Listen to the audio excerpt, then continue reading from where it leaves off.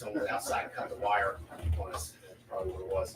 But we're going to continue the interview. We got a few more questions to go.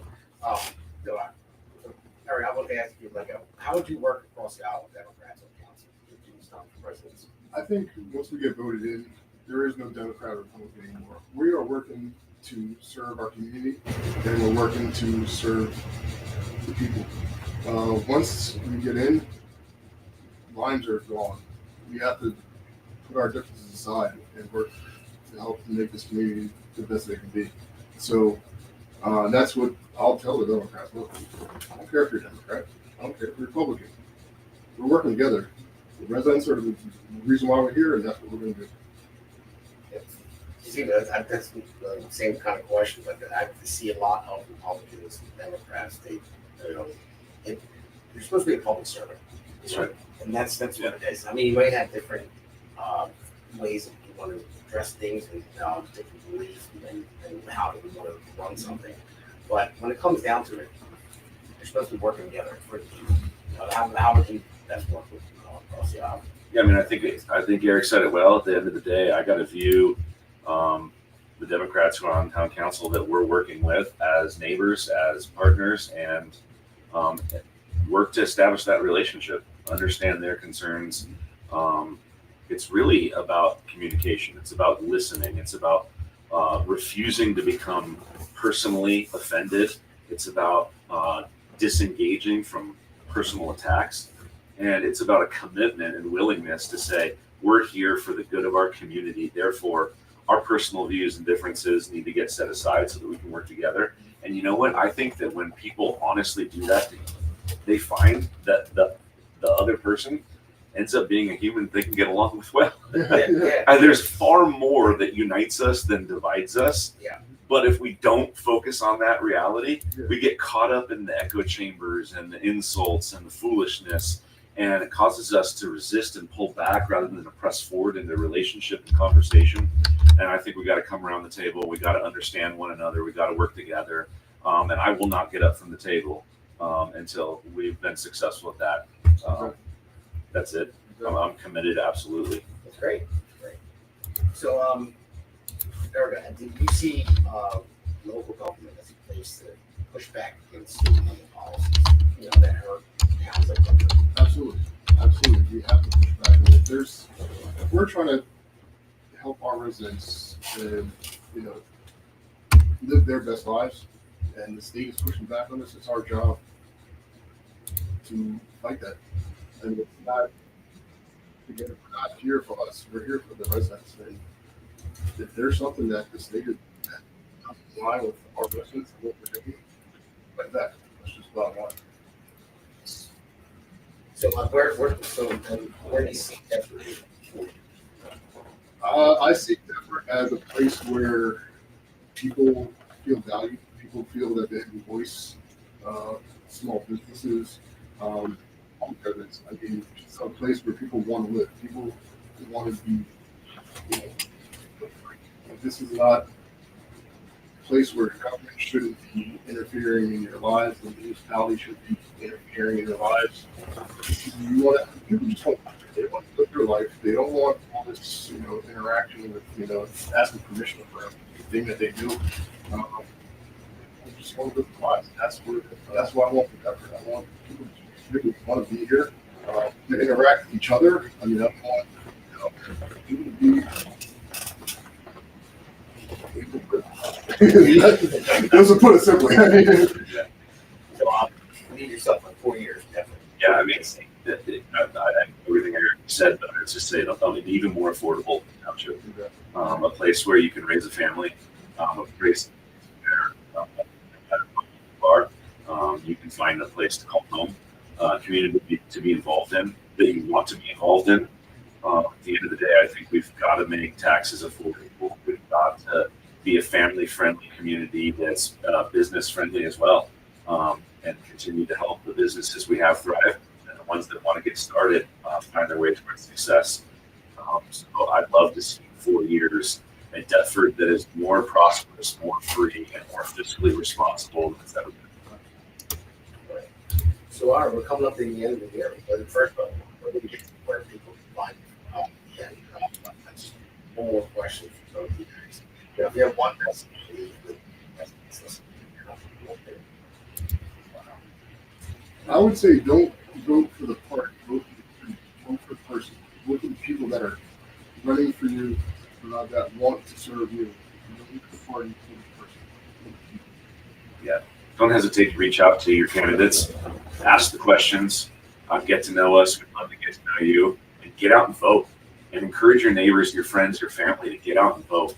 Let's vote like it matters. We have an incredible opportunity and an incredible freedom in this nation and in this township to be represented by people that we have voted for and can know personally. And we want to see people get out and vote. So we're hopeful that our residents will be even more encouraged to engage in the process, to be citizens who are proactive, and we're there to serve Deptford residents. Right.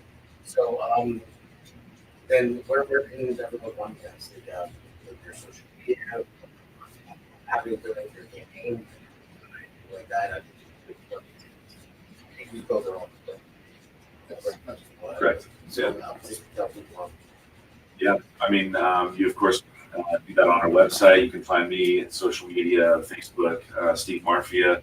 Love to connect personally, and I think we're gonna have a link coming up after as well for the website connection as well. Erik? Facebook, and yeah,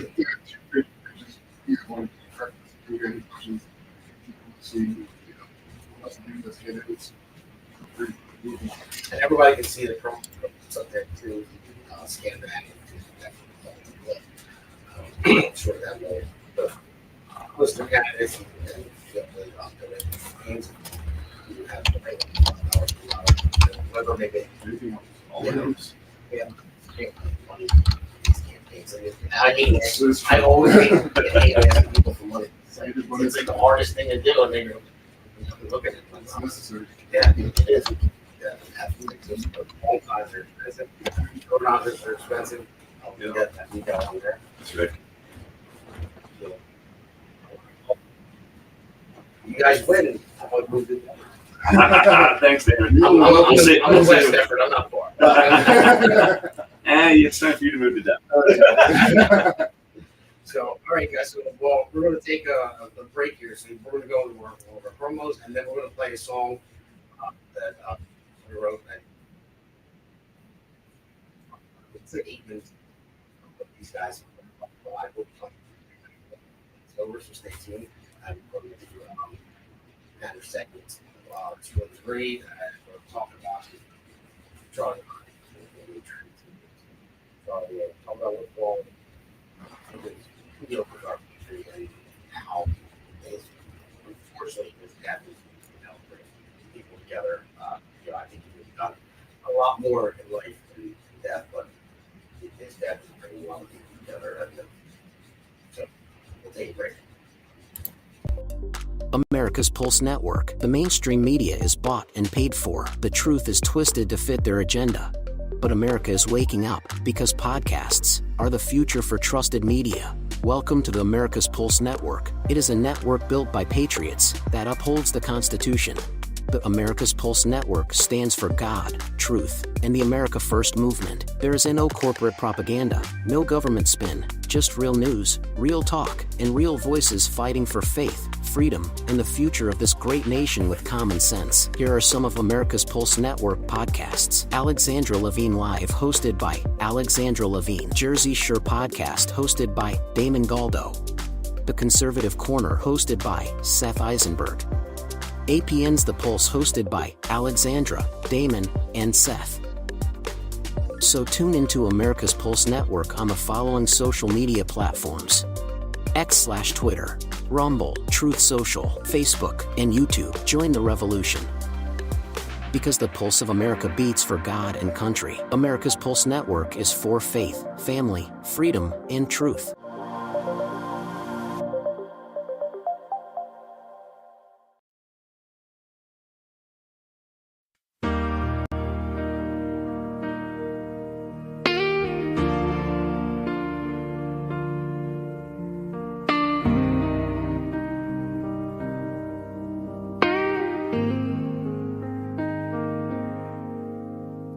stood in halls of learning where the doubters raised their voice.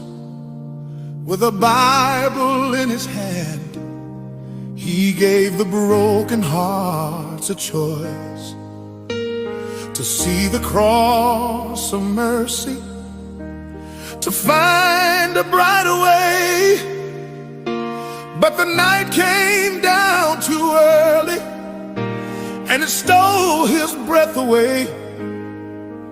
Now a nation bows in silence, tears fall heavy in the rain. But the seeds he planted linger, and his fire still remains.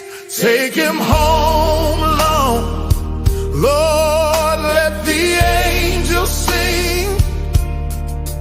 Lift him higher, where the heavens ring. Though his children cry and his bride we grieve, we will hold the faith in the hope we believe.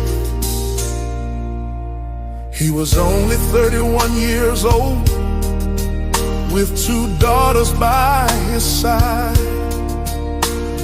a warrior for the truth. Now in heaven he abides. He fought for faith and family, for a land that still must stand. Though the world feels torn apart, we will carry what he began. Let the banners fly for freedom, let the church bells cry his name. Though the darkness tried to break us, we will rise and not be shamed. Take him home, Lord, Lord, let the angels sing. Wrap his soul in everlasting wings. Though the night is long, still your light will stay, till we meet again on that brighter day. We see his wife in mourning, we see his daughters pray. Hold them close, oh Father, be their strength today. For though this loss is bitter, your promise still is true, that death will not defeat us. We will rise with you.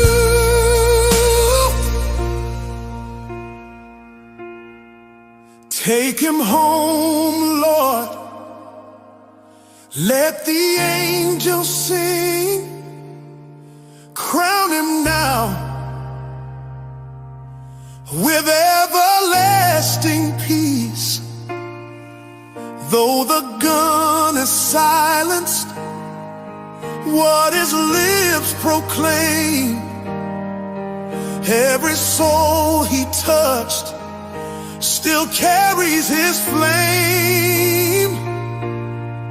So goodbye for now, dear brother, the fight was not in vain.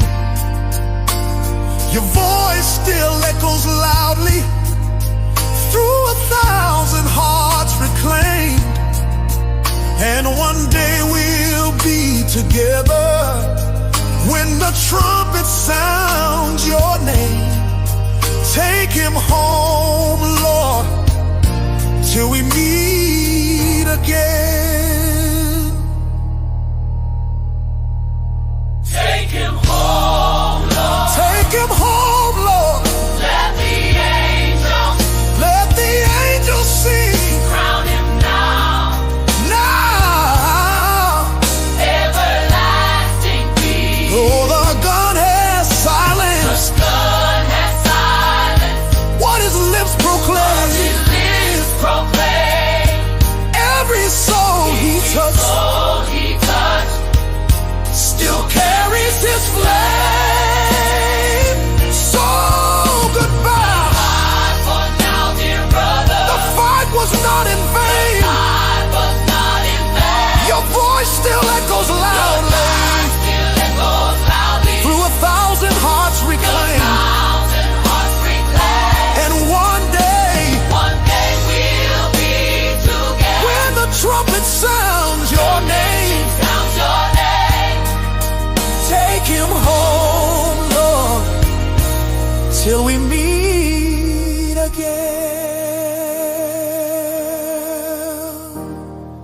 Almighty God, we gather today with heavy hearts, yet filled with hope in you.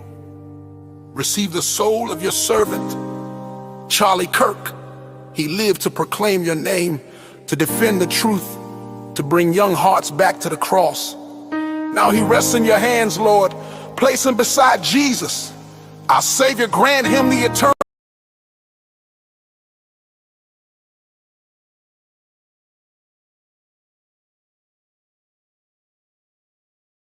We'll go on. You said our two guest segment, two candidates for council. Good luck to them. I'm sure they'll be on again, but we're going to have more. There's three other ones in Denver that are coming on, and we have a lot more candidates that will be coming on this show because we're right November. You know, the election year. We got to get the message out there, get the people out to vote, and let them hear from the candidates. And also, you know, I had those candidates on. I just new opportunity for other candidates to come on as well. So if anybody, any other candidates want to come on, I offer the opportunity to everyone. So I'm going to going into this next kind of segment. It's Turning Point Legacy. The rest of the show I'm going to dedicate to Charlie Kirk.